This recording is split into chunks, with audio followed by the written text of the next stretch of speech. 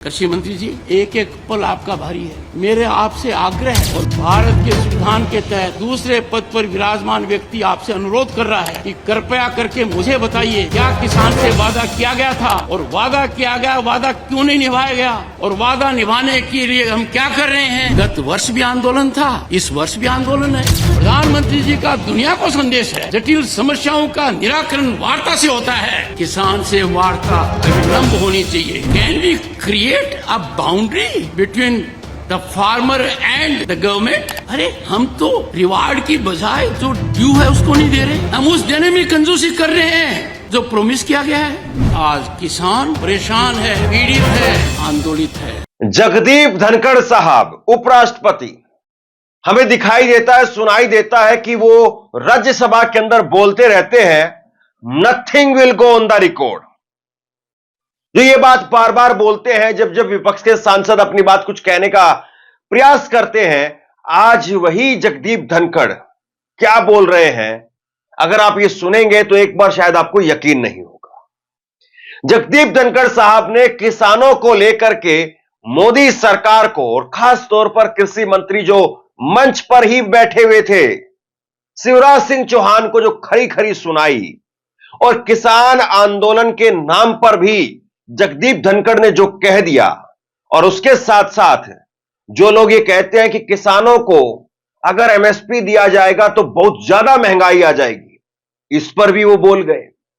जो ये कहते हैं कि किसान तो अपने खेत में काम कर रहा है और बॉर्डर पर काम करने वाले किसान नहीं है, इस पर भी वो बोल गए। किसानों के कई सारे ऐसे मुद्दे जिन पर जगदीप धनखड़, जिनको वाकई बोलना चाहिए था और उन्होंने वाकई बोला। लेकिन अब सवाल यह है कि क्या वाकई जगदीप धनखड़ साहब वही बोल रहे हैं जो हम सुन रहे हैं, या जो आपको सुनाई दे रहा है, या फिर कुछ बारीक करके पीसने की कोशिश हो रही है।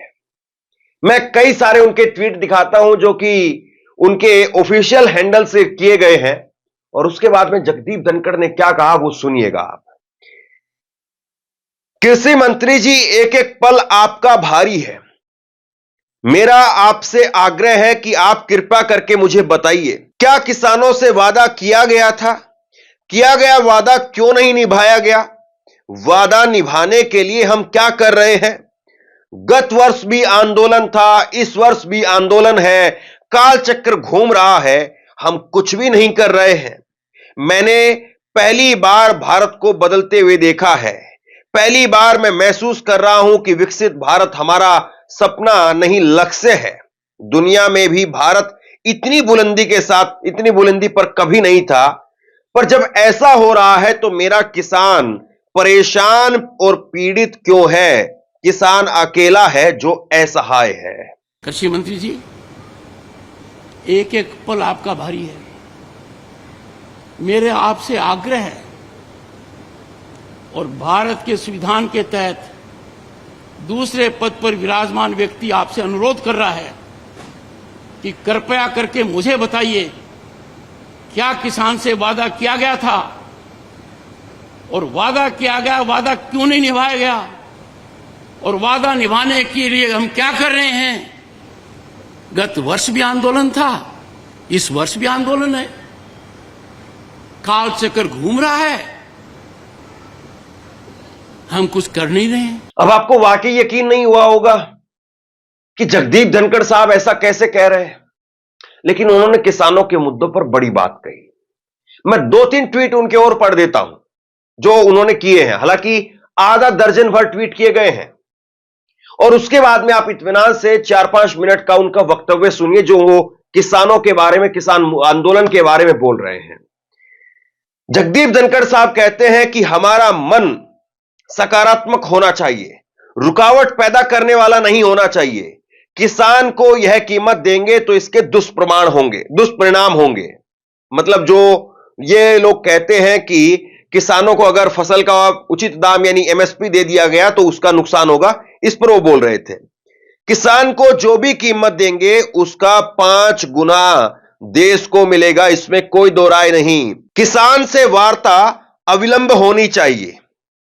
हमें जानकारी होनी चाहिए कि क्या किसान से कोई वादा किया गया था, प्रधानमंत्री जी का दुनिया को संदेश है, जटिल समस्याओं का निराकरण वार्ता से होता है। माननीय कृषि मंत्री जी, आपसे पहले जो कृषि मंत्री जी थे, क्या उन्होंने कोई लिखित में वादा किया था? अगर कोई वादा किया था तो उसका क्या हुआ?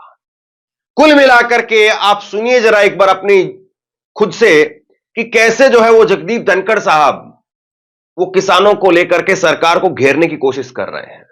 पहले जरा आप इसको सुन लीजिए और उसके बाद में मैं आपको इसके बाद में एक ऐसी चीज बताने वाला हूं कि जगदीप धनखड़ साहब बोलते बोलते बोलते बोलते सारी बातें बोल गए, लेकिन जो सेंटर बिंदु है वहां पर आते आते जगदीप धनखड़ साहब का किसानों के आंदोलन और उनकी जो राय है वहां पर एक सीधे तौर पर रेखा यानी लाइन जो है वो खींची हुई मिली। पहले आप सुनिए जरा एक बार। आज किसान परेशान है, पीड़ित है, आंदोलित है। यदि अगर संस्थाएं जीवंत होती, योगदान करती, ये हालात कभी नहीं आते। ये आप और हमारे सामने प्रश्न है। किसान यदि अगर आज के दिन आंदोलित है, उस आंदोलन का आकलन सीमित रूप से करना बहुत बड़ी गलतफहमी और भूल होगी। जो किसान सड़क पर नहीं है वो भी आज के दिन चिंतित है। इस हालत में डाल सकते कि वो कब तक लड़ेंगे। हम ये विचारधारा नहीं रख सकते कि उनका पड़ाव सीमित रहेगा, अपने आप थक जाएंगे। अरे भारत की आत्मा को परेशान थोड़ी करना है, दिल को चोटिल थोड़ी करना है। मैंने जब आह्वान किया तो मुझे अच्छा लगा कि एक प्रतिक्रिया आई है। प्रतिक्रिया आई है माननीय जगजीत सिंह डल्लेवाल से। संयमित भाषा है, संजीदगी की भाषा है। उन्होंने पहले जो मैंने कहा उस पर अपना ध्यान केंद्रित किया। वो जिन संस्थाओं से जुड़े हुए हैं, एसकेएम और केएमएम, वो आंदोलित हैं। उन्होंने मेरी भावना को समझा और फिर माननीय कृषि मंत्री जी, उन्होंने कहा क्या है, उनका संदेश क्या है मेरे लिए। उनका संदेश है कि किसान के साथ जो वादा किया वो पूरा क्यों नहीं हुआ। आपके लिए चुनौती है, जब कोई भी सरकार वादा करती है और वो वादा किसान से जुड़ा हुआ है तो हमें कभी कोई कसर नहीं रखनी चाहिए। किसान हमारे लिए आदरणीय है, प्रातः स्मरणीय है, सदैव वंदनीय है। मैं खुद कृषक पुत्र हूं, मैं जानता हूं किसान क्या कुछ नहीं झेलता है। फार्मर्स, अरे हम तो रिवार्ड की बजाय जो ड्यू है उसको नहीं दे रहे, हम उस देने में कंजूसी कर रहे हैं जो प्रॉमिस किया गया है। और मुझे समझ में नहीं आ रहा वार्ता क्यों नहीं हो रही है किसान से। प्रधानमंत्री जी का दुनिया को संदेश है, जटिल समस्याओं का निराकरण वार्ता से होता है। किसान से वार्ता अविलंब होनी चाहिए और हमें सबको जानकारी होनी चाहिए कि क्या किसान से कोई वादा किया गया था। माननीय कृषि मंत्री जी, आपसे पहले जो कृषि मंत्री जी थे, क्या उन्होंने लिखित में कोई वादा किया था? यदि वादा किया था तो उसका क्या हुआ? मैंने बहुत अर्थशास्त्रियों से बात की है, गहन चिंतन किया है। हमारा मन सकारात्मक होना चाहिए, रुकावट पैदा करने वाला नहीं होना चाहिए कि किसान को ये कीमत दे देंगे तो इसके दुष्परिणाम होंगे। किसान को जो भी कीमत देंगे उसका 5 गुना देश को मिलेगा। इसमें कोई दो राय नहीं है। Can we create a boundary between the farmer and the government? जिनको लगाना है गले उनको दुत्कार नहीं किया जा सकता है। मेरे कठोर शब्द हैं, पर कई बार बीमारी के इलाज के लिए कड़वी दवाई पीनी पड़ती है। कृषि मंत्री जी, एक एक पल आपका भारी है। मेरे आपसे आग्रह है और भारत के संविधान के तहत दूसरे पद पर विराजमान व्यक्ति आपसे अनुरोध कर रहा है कि कृपया करके मुझे बताइए, क्या किसान से वादा किया गया था और वादा किया गया वादा क्यों नहीं निभाया गया, और वादा निभाने के लिए हम क्या कर रहे हैं? गत वर्ष भी आंदोलन था, इस वर्ष भी आंदोलन है, काल चक्कर घूम रहा है, हम कुछ कर नहीं रहे हैं। देखिए, आपने सुना और आपको लग रहा होगा कि नहीं, वाकई क्रांति हो गई है।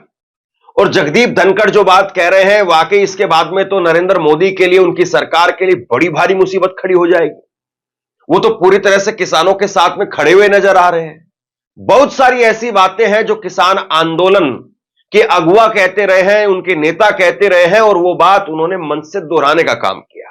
लेकिन एक बड़ी छोटी सी चीज आपको जो है वो देखनी चाहिए कि कैसे किसान आंदोलन के समय पर इस वक्त में जो कुछ चल रहा है उसमें एमएसपी को लेकर के जो सबसे बड़ा मुद्दा बनाया गया, उस एमएसपी पर पूरी तरह से जो है वो अलग थलग दिखाई दे रहे हैं जगदीप धनखड़ साहब। उनका ट्वीट आप देखिए। मान करके चलिए अपने रास्ता भटक गए हैं, हम उस रास्ते पर गए हैं जो खतरनाक है। मुझे बड़ा अच्छा लगा जब माननीय जगजीत सिंह ने सार्वजनिक रूप से पहले तो संज्ञान लिया कि मैंने क्या कहा, और फिर उन्होंने कहा कि पहला, किसानों को एमएसपी गारंटी कानून चाहिए। खुले मन से देखो, खुले मन से सोचो, आकलन करो, देने के क्या फायदे हैं, नहीं देने का क्या नुकसान है। आप तुरंत पाओगे कि इसमें नुकसान ही नुकसान है। दूसरा, एग्रीकल्चर मिनिस्टर ने लिखित में जो वादा किया था उसका क्या हुआ। अब समझिए जरा आखिरी बात को। यहां पर जगजीत सिंह डल्लेवाल जो कि आमरण अनशन पर हैं, उनका जिक्र करते हुए जगदीप धनखड़ कह रहे हैं कि उन्होंने मेरी बात को सुना भी, समझा भी, संज्ञान भी लिया, और उन्होंने जो पहली बात मुझे कही वो एमएसपी की थी। अब मैंने उनसे कहा कि एमएसपी को लेकर के आप सोचिए कि एमएसपी देने के क्या फायदे हैं, नहीं देने के क्या फायदे हैं, और जब आप इसका आकलन करेंगे तो पाएंगे कि इसके नुकसान ही नुकसान है। यह जगदीप धनखड़ साहब जो है वो कह रहे हैं एमएसपी के नुकसान ही नुकसान है। यह कहकर के वो क्या संकेत दे रहे हैं? क्या वो यह संकेत दे रहे हैं कि 6 दिसंबर से किसान जो एमएसपी की मांग को लेकर के आगे बढ़ने की कोशिश कर रहे हैं वो सही नहीं है? एमएसपी होना नहीं चाहिए क्या? इसमें एक लंबी बहस है। हर चीज के प्लस माइनस होते हैं, लेकिन सवाल यह है कि किसान को कब तक उसकी फसल का उचित दाम ना मिले, इससे वंचित रखा जाएगा। तो ये सारी बातें जगदीप धनखड़ ने जरूर कही, लेकिन एमएसपी को लेकर के जो अलग थलग वो पड़ गए, कहीं ना कहीं इससे दिखता है कि वो बात को चाशनी में डुबो करके कुछ कहने की कोशिश कर रहे हैं। बाकी आप समझदार हैं, क्योंकि वो जिस पद पर है उस पद की मान मर्यादा रखते हुए मैं इतनी ही बात कह सकता हूं। बाकी कम से कम उन्होंने कुछ मुद्दों पर अपनी बात तो कही, बात तो रखी। अब सवाल यह है कि क्या वो आईटी सेल के लोग जो किसानों को देशद्रोही बताते हैं, या वो लोग जो किसानों के लिए कहते हैं कि बॉर्डर पर तो किसान ही नहीं है, वहां पर तो कांग्रेस के लोग हैं, कम से कम इन बातों पर तो उन्होंने बोला। कम से कम वो ये बात तो मान रहे हैं कि बॉर्डर पर जितने किसान हैं और लगातार जो प्रोटेस्ट हो रहा है, बाकी किसान भी इसको लेकर के सोचने लगे हैं। अब सवाल यह है कि नरेंद्र मोदी जी क्या जगदीप धनखड़ के सहारे कोई रास्ता बना रहे हैं, या जगदीप धनखड़ साहब ने जो बात कही है कम से कम उस बारे में सोचेंगे। और एमएसपी को लेकर के जगदीप धनखड़ और किसान अगर वो एक साथ बैठते हैं तो यहां पर किसका पलड़ा भारी रहता है? क्या जगदीप धनखड़ समझा पाएंगे उन किसानों को कि एमएसपी के क्या नुकसान ही नुकसान है। बाकी आप लोग क्या सोचते हैं नीचे कमेंट बॉक्स में लिख करके जरूर बताइए। इस वीडियो को शेयर कीजिए और इसी तरह की तमाम खबरों के लिए ऑनलाइन न्यूज इंडिया को सब्सक्राइब कीजिए। आपका बहुत बहुत धन्यवाद।